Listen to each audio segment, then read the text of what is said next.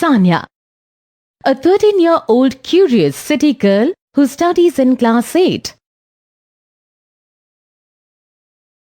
Mummy, Sanya's mother, who facilitates them in understanding different concepts.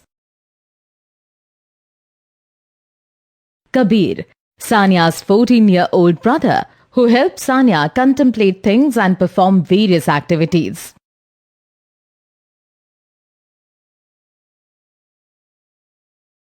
In Sanya's house, there is a room on the roof in which the junk of the house is stored.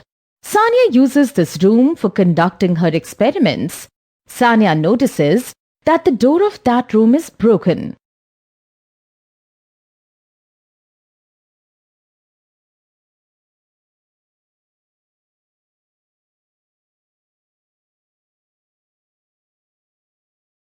Mummy, look!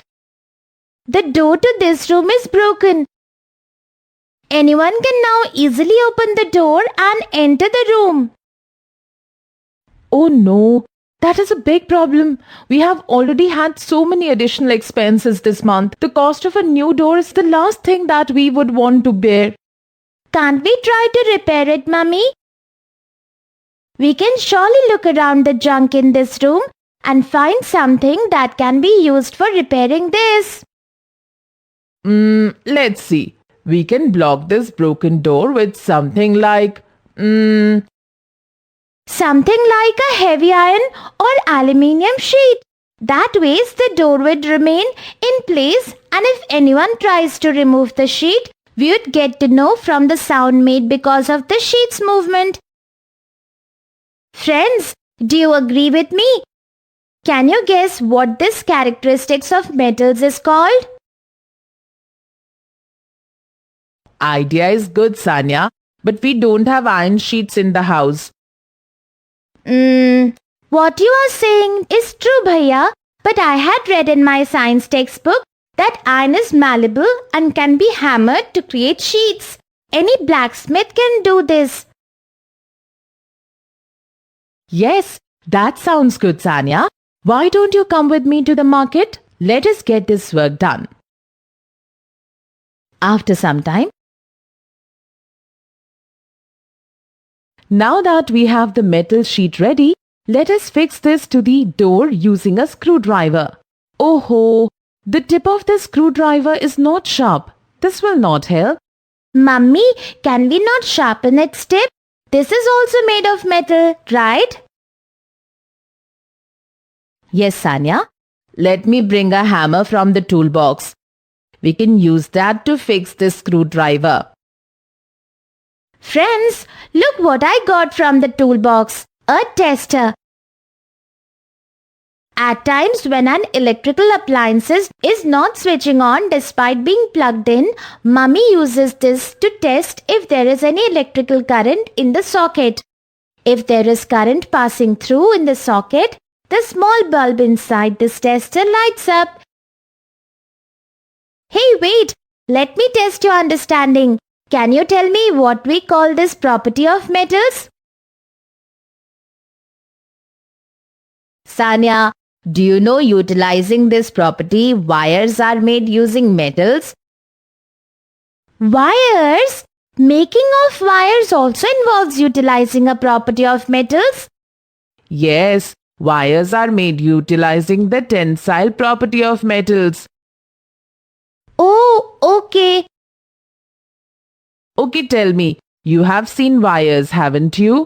Can you tell me why there is a rubber-like coating outside the wires?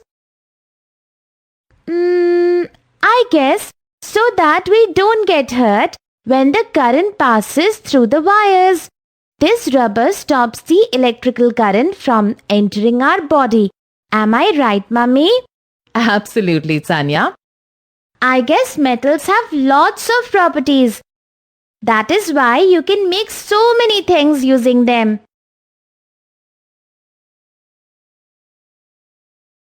Can you tell me another property of metals? Okay.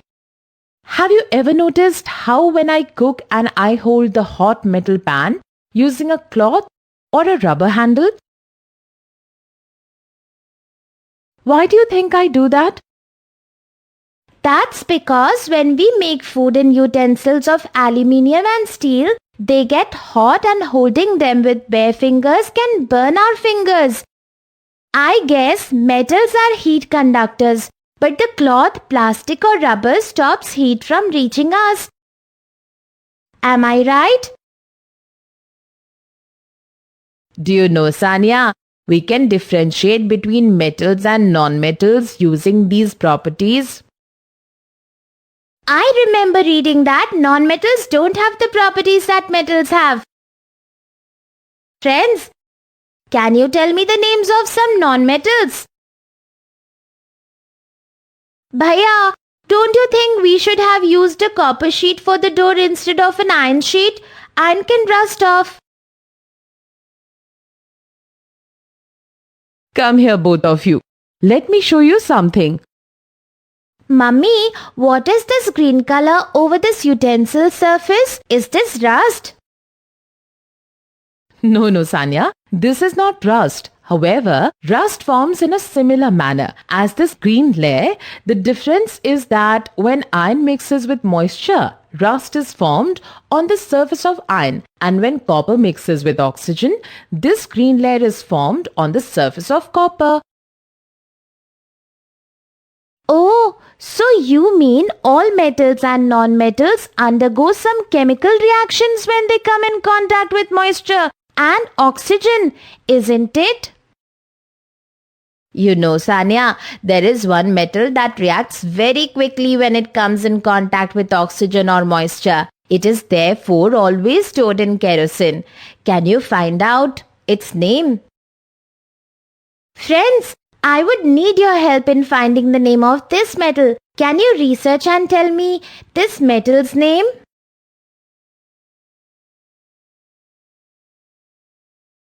Bhaiya, when I was in the chemistry lab in school last week, I saw that phosphorus was kept dipped in water. Now, considering that phosphorus is a non-metal, does this mean that non-metals do not react with water? Well, that's a good question. And I think you should try and find the answer to that using your textbook. Friends, let us look into our textbooks and see what is it that non-metals react most to. Sanya, do you know the uses of metals and non-metals? Oh yes, metals can be used to make machines, motor cars, trains, utensils and many more things. Nowadays, anywhere we look around, we can see things made out of metals. On the other hand, oxygen is the most important non-metal that we can think of. We all know we cannot survive without it. You know, I had read on the tube of my toothpaste that it contains phosphorus. Can you research and find out the use of phosphorus in toothpastes? Today we learned the following. 1. Physical properties of metals and non-metals. Malleability or ability to get hammered. Tensile, sound production, conduction of electricity and heat. Chemical properties of metals and non-metals. Reaction with air, water and acid. Objects made using metals and non-metals. Thank you.